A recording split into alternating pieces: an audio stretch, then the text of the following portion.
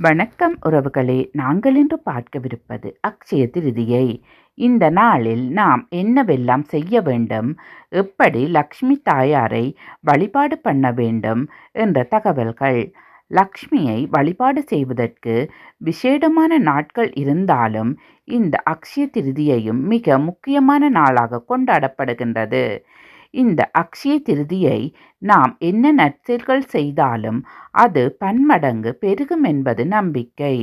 அக்ஷய திருதியை நாள் என்னவென்றால், மகாலட்சுமி அருளை பெறுவதற்காக மகாலட்சுமியை வேண்டி நம்மால் என்ன முடிகின்றதோ அதை நாம் எளியவர்களுக்கு தானம் செய்யும் போது மகாலட்சுமி தாயார் நம்முடைய வாழ்விற்கு தேவையான எல்லா வளத்தையும் நலத்தையும் வாரி வழங்குவார்.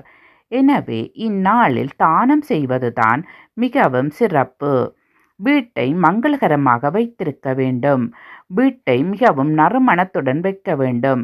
இவ்விடத்தில் லக்ஷ்மி தாயார் தானாகவே வந்து குடியேறுவார்.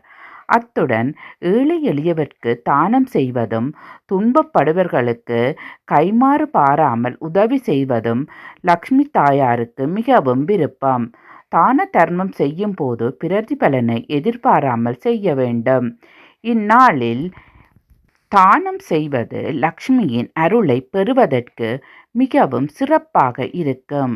அக்ஷய திருதியை அன்று வீட்டில் லக்ஷ்மி படத்திற்கு பூ வைப்பது மிகவும் சிறப்பு. தாமரை பூ இன்னும் அற்புதம். அது கிடைக்கவில்லை என்றால் என்ன பூவாகவும் வைக்கலாம். பிரசாதமாக கற்கண்டு சாதம் அல்லது பால் பாயாசம், அதுவும் இல்லை என்றால் கற்கண்டு மட்டும் வைத்து மற்றும் வாழைப்பழம், வெற்றிலை, பாக்கு, தேங்காய் இவற்றை நைவேத்தியமாக வைக்கலாம். மற்றும் கனகதாரா ஸ்தோத்திரம், மகாலட்சுமி அஷ்டகம், மகாலட்சுமி ஸ்தோத்திரம் இதில் உங்களுக்கு தெரிந்தவற்றை அம்பாள் முன் படிக்கலாம்.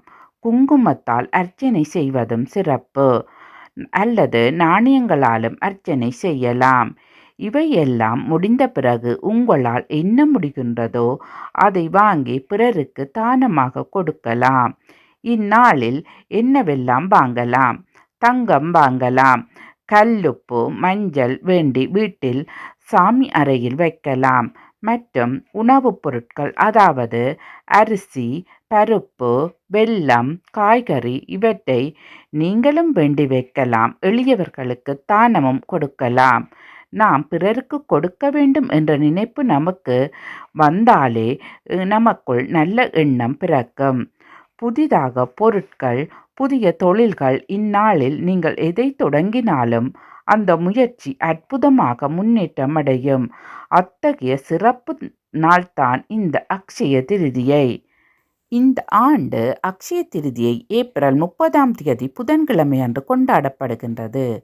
பொன் கிடைத்தாலும் புதன் கிடைக்காது என்பார்கள். அப்படிப்பட்ட ரோகிணி நட்சத்திரம் மற்றும் புதன்கிழமை சேர்ந்து வரும் நாளில் இந்த அக்ஷய திருதியை அமைந்திருப்பது மிகவும் சிறப்பாகும். ஏப்ரல் 29 இரவு 8:49 மணிக்கு துவங்கி ஏப்ரல் 30 மாலை 6:41 வரை திருதியை திதி உள்ளது. மற்றும் இந்நாளில் செய்யும் ஜெபம், ஜாகம், பித்ரு தர்ப்பணம், தானம் போன்ற ஆன்மீக செயல்கள் என்றென்றும் பலன் தரும். இந்த செயல்களின் பலன் எப்போதும் நம்முடன் இருக்கும். அக்ஷய திருதியை அன்று தங்கம் வாங்கினால் அதிர்ஷ்டம் வரும் என்றும் நம்புகின்றார்கள். ஏப்ரல் 30 அதாவது புதன்கிழமை காலை 5:41 மணி முதல் மதியம் 2:12 மணி வரை தங்கம் வாங்கவும் மிகவும் சிறந்த நல்ல நேரம். இந்நேரத்தில் லக்ஷ்மி மற்றும் குபேரருக்கு பூஜை செய்யலாம். லட்சுமி தேவியை வழிபட்டால் வீட்டில் செல்வம் பெருகும். இந்த வருடம் அக்ஷய திருதியை அன்று சோபன் யோகமும் உள்ளது. இது வைசாக சுக்லபட்ச திருதியை திதியில் பகல் 12:02 முதல் இருக்கும். கூடவே சர்வார்த்த சித்தி யோகமும் உள்ளது. இந்த யோகத்தில் லக்ஷ்மி நாராயண பூஜை செய்தால் செல்வம் பெருகும். லக்ஷ்மி தேவியின் அருளும் கிடைக்கும். இந்நாளில் லட்சுமி குபேர பூஜை செய்யுங்கள். ஏழைகளுக்கு தானம் செய்யுங்கள். புதிய தொழில் தொடங்கலாம். வீடு மனை வாங்கலாம்.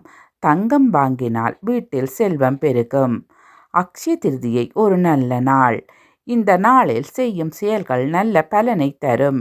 எல்லோரும் இந்த நாளை சந்தோஷமாக கொண்டாடுவோம். நன்றி உறவுகளே. வணக்கம்.